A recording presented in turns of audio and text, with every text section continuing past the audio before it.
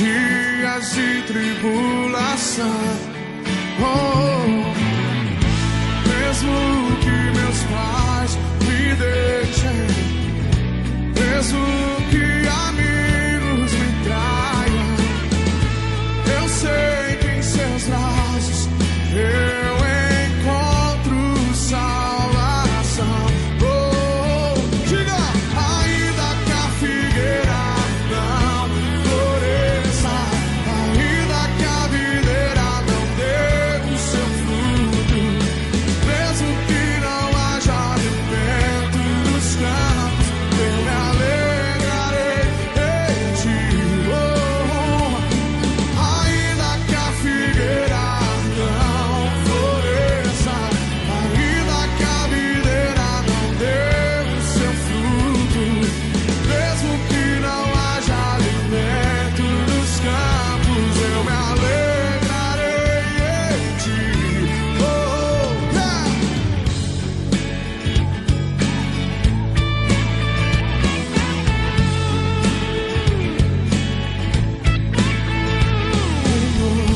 Tu és a minha porção, tu és a minha herança, tu és o meu socorro nos dias de tribulação.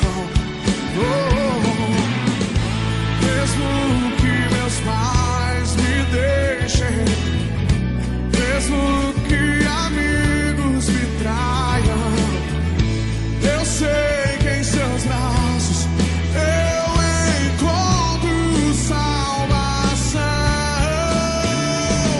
Ainda que a figueira não floresça, ainda que a videira não dê o seu fruto, mesmo que não haja alimento nos campos, eu me alegrarei em ti. Ainda que a figueira não floresça, ainda que a videira não dê o seu fruto, mesmo que não haja alimento nos campos, eu me alegrarei em ti.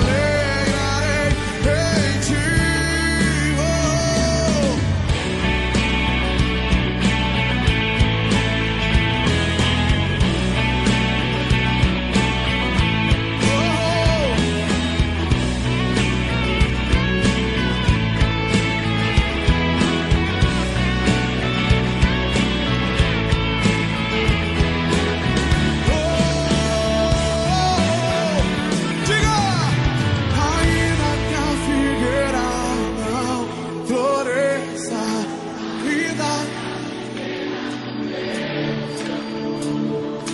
mesmo que não haja alimento nos campos, eu me alegrarei em ti.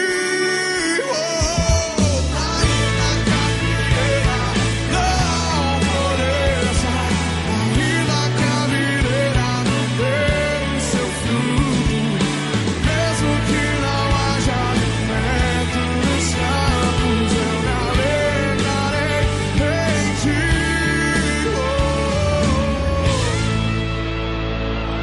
Ele é a nossa alegria, Ele é a nossa porção, aleluia!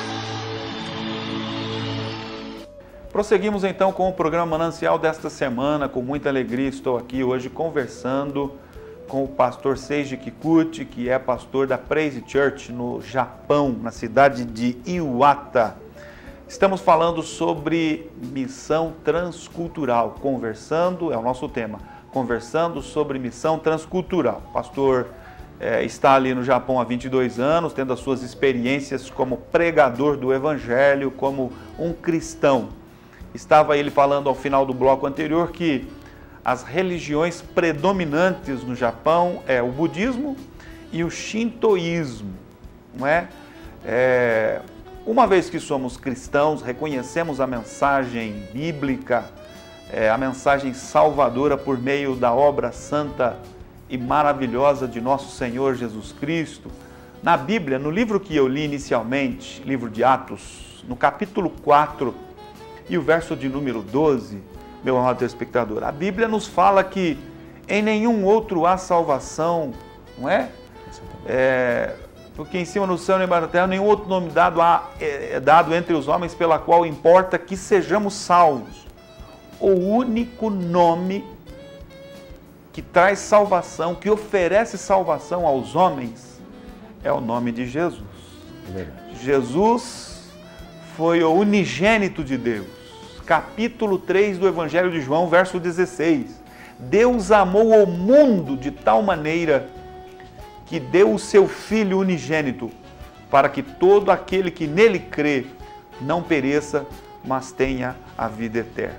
Mediante estas palavras extraordinárias da Bíblia, todas as pessoas no Japão, na Europa, na América Central, América do Sul, América do Norte, em todo o mundo, em todo o planeta, na Antártida, na Antártica, aonde houver um ser humano, ele precisa da salvação que só Jesus Cristo pode oferecer ao homem.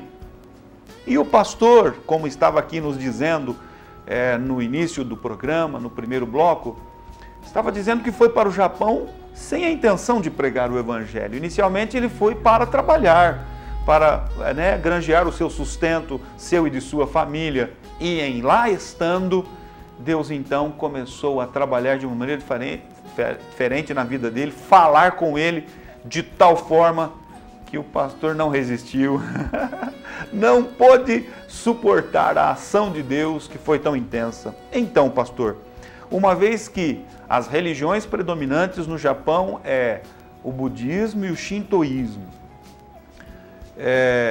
há muita resistência para a pregação do Evangelho de Cristo? Existe uma resistência, né? Mas eu acredito até que não seja tanto pela questão da religião. Porque uma coisa que eu descobri no Japão é que a maioria dos japoneses são também budistas e shintoístas nominais. Eles pouco, na verdade, a grande maioria pouco entende da religião que busca, né? Uma herança, quem sabe, de família. Exato. É mais tradição. Entendeu? Eu sou porque o meu pai foi, porque o meu bisavô foi, mas não porque eu sou, porque eu entendo. Tanto é que estudando, por exemplo, o budismo e o shintoísmo, nós vamos encontrar assim, detalhes que quando você vai questionar eles não sabem responder.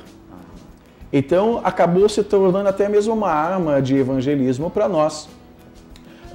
O budismo ele diferencia bastante, tanto quanto do cristianismo, por causa das suas ideias de reencarnação, né? E coisas dessa natureza. Porém, o shintoísmo, quando você vai começar a buscar entender, você vai descobrir que, por exemplo, eles acreditam em céu e inferno, entendeu? Que eles acreditam que existe um Deus supremo, né? E depois existem os deuses inferiores. Você vai descobrir que eles acreditam em demônios, entendeu? Então, existem algumas coisas dentro da religião shintoísta que, na verdade, é a predominante. Correto.